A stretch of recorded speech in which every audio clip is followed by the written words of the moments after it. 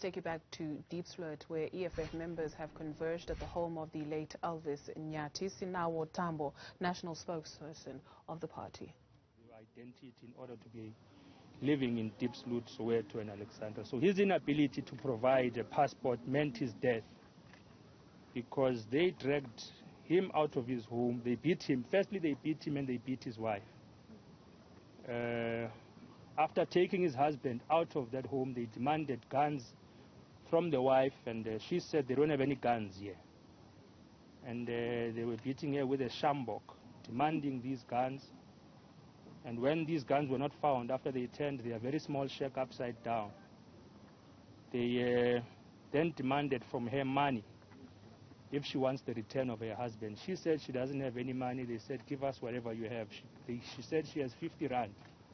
And they took that 50 rand and they said, then we will see what we will do with your husband. It was at that point in which he was dragged, tied up, beaten and burnt alive. And he unfortunately did not survive that attack. So as the EFF, we were here to pay our respects. We were here to mourn with the widow and the family. And it is unfortunate because there are occasions as a political party where you make predictions and analysis in terms of what will happen politically, just reading a situation. We read the situation in Soweto when an elderly man's house was raided. We read the situation in Alexandra, where people's houses are being hijacked and resold and sold again on a market by people who are targeting those they call foreigners in our country. It is people without a conscience who have taken advantage of the lack of service delivery in this country to attack innocent, defenseless people. So that is our message today. Thank you very much. We have one question. If you say that the family has been taken to a place of safety, then who did you meet with inside? The family came to meet us here today because even we don't know the location exactly. And I think it's safer that way, that it must be within the circle of the family to know where they are located right now. When we asked the chairperson of the region to organize a meeting with the family, the widow particularly today, it was the family that advised that let's meet at that home and then we'll return to the place where we've been relocated. So we met with the widow, the sister of Elvis Nyathi was also here, the brother of Elvis Nyathi was also here, and they're advising that they'll be proceeding with the burial ceremony next week. They haven't disclosed the exact date, but they are still working around those logistics, which we will be able to assist with as well. But we met with those family members, and they of course have left now back to a place of safety because they do fear re-victimization. And it's highly likely because if the police are doing what they're doing now, of asking people to pronounce certain body parts to confirm their South African identity, that means they are highly likely to be victimized. And the widow, particularly as a witness who knows the faces of the people who came here, is highly in danger. So they were here simply to meet with us, and we've also respected their decision not to disclose their location of safety, and we think it's best. Okay, so just off the road, you seem to have something that looks like a membership campaign of sorts. Why have you chosen to have one and hold one right now, and particularly in Diepsloot? The EFF has been running a 1 million membership campaign since February. So it's an ongoing campaign of the economic freedom fighters, not only in Diepsloot, but across the country. And we have, of course, disrupted that. All the fighters are here now. They came to send their condolences. And but that campaign is part and parcel of combating actions that have happened recently in this week. It's only through an organization with a conscience that does not other and criminalize foreign nationals that will be able to gain proper economic freedom and an understanding of who the enemy is in society. So we're doing that qualitative and quantitative recruitment process to be able to rescue South Africa from diversions such as vigilante groups, which are sponsored by the ruling party and endorsed by the ruling party. Because the existence of groups such as this, which blame crime on foreign nationals, which blame collapsing hospitals on foreign nationals, which blame unemployment on foreign nationals, serves the ANC. Because it makes us not hold the ANC accountable, but blame a minority of foreign nationals who are working as garden boys and kitchen girls for the collective problems of our country. So you must not think that the ANC is speaking in double tongues by coincidence. These vigilante groups are no different from the alliance partners of the ANC. They are no different from SANCO. They are no different from SACP. They are no different from COSATU. They are a product of the ANC. In order to divulge or diverge the direct attack on holding the ANC accountable for the collapse of South African society. So they are a product of the ANC. And going into 2024, they are trying to capture the anti-immigrant sentiment and anti-immigrant vote. So they're going to sponsor a lot of diversions so that our people don't hold them accountable directly. So the EFF has to grow its capacity to ensure that the ANC is not successful in its program of repeating what happened in Boipatong, repeating what happened in Sebokeng in terms of murdering black people in defense of a regime. Okay, now in terms of a statement that was issued out by the Premier of Gauteng in a report back just a little bit earlier on, he did mention that there are allegations and investigations that might suggest that there is a group of a gang going around terrorizing the community of Diepsloot.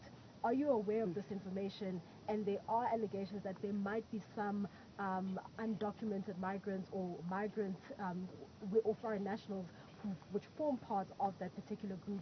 What would be your thoughts and your message if there is such a group to those people trying to do that? They must be arrested. But criminality doesn't have a nationality. So you can't want to fight crime and reduce it to identity. So you don't arrest a person who has robbed a bank and say Xhosa arrested for robbing Absa.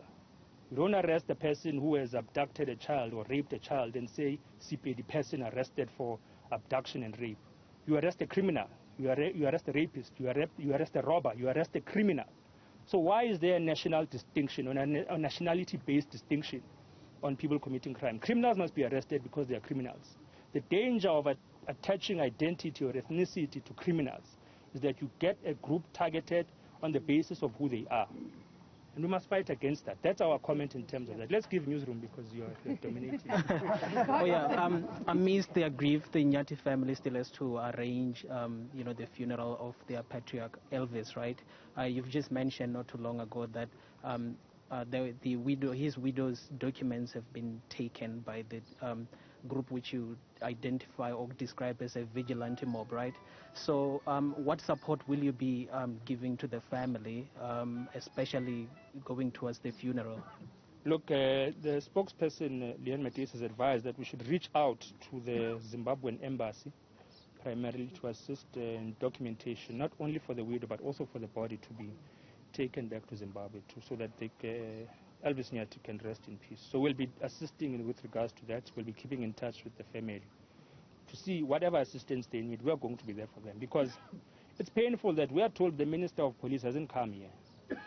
The MEC of Gauteng, David Makhura, hasn't come to see this family, and it's because it's not convenient. It's not convenient to vote to visit the family of the dead Zimbabwean man Elvis Nyathi, because the popular narrative is that Zimbabweans or foreign nationals are the enemy in South Africa.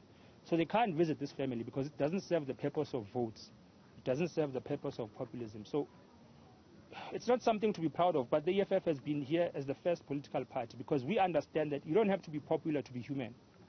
You don't have to fall into the popular narrative of what people are feeling to be a human being. It's our duty to educate the people of Diepsloot that you should not murder a human being because they don't have a passport.